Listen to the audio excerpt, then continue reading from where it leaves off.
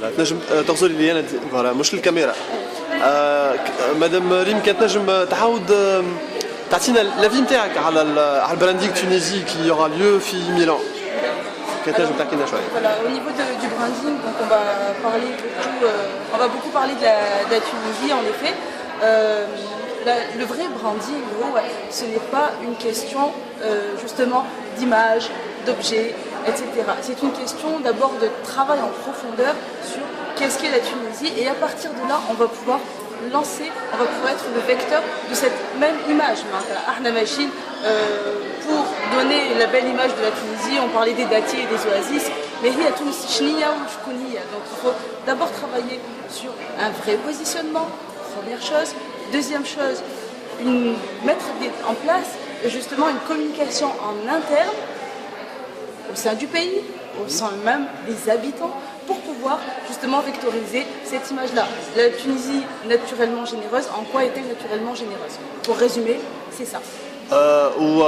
En la comparant avec d'autres stands, مثلا كيما المروك كيما الامارات كيما حاجات اخرين كيفاش باش تصير معناتها on va dire معناتها الديفينيس اللي باش يخلقها ستاند تاع تونس par rapport aux autres pays où il va donner envie de visiter le pays. Alors une fois de plus, je vais revenir sur la création d'une image profonde, d'un business model.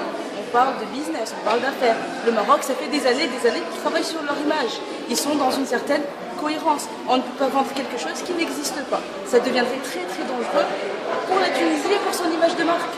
انت قبيله سامحني حكيت على fini de parler du couscous, des dates et tout ça. Est-ce qu'il y a d'autres moyens de promotion de la Tunisie? Est-ce qu'il y a d'autres moyens? Bien sûr. Et là, par contre, ça passe sur une étude de la cible. Je vais en revenir tout à l'heure, j'ai parlé des dunes électroniques. Les dunes électroniques, par exemple, c'est un événement qui peut être un vecteur de tourisme pour une certaine cible. Pourquoi est-ce qu'on va parler du couscous? Pourquoi on va parler des dates, etc. Tout le monde connaît, tout le monde sait ce que c'est. C'est carrément devenu du cliché. Il faut aller plus dans une profondeur. La Tunisie a mille et une richesses. La Tunisie a une énorme histoire. Carthage, quand on parle de Carthage, on parle d'une vraie histoire. On a le désert, on a le Golfe, on a énormément de choses. Sur quoi est-ce qu'on va se baser et quelle image on va donner à la Tunisie et quel positionnement? Merci Merci d'Aïcha.